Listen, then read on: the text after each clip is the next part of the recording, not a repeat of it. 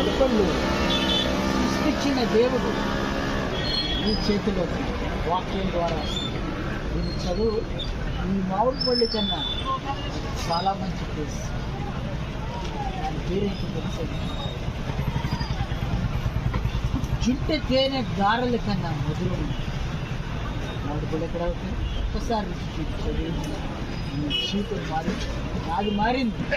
ఒకప్పుడు ఇలాంటి బజార్లకు వచ్చి నేను ఇలా కొనుక్కొని లేవు, కానీ ఈ రోజున సువార్త, దేవుని సువార్త చేసే కృపించేది. నా అవసరతలు ఆయన తెలుస్తుంది. అదే సాక్ష్యం చెప్పుకుంటూ వచ్చాను.